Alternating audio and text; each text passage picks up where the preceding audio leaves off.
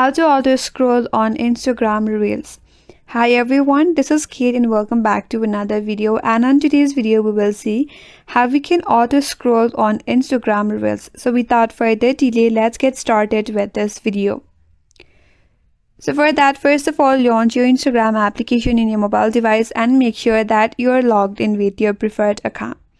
Here on Instagram, it does not have a built-in auto scroll features for the Reels, but you can enable the video autoplay through the default settings. So for that, once you're on your home page, tap on the profile icon at the bottom right, tap on the three-line icon at the top right. Now under settings and activity, scroll down a bit, and under your app in media section, tap on data usage and media quality. So here at the top section, it says data saver. It says when data saver is turned on, videos won't load in advance to help you use less data. So ensure this toggle is turned off. Once you turn off this toggle, this will allow smooth autoplay in your Instagram. And this is the only way to auto scroll on Instagram Reels, and that's all for today's video.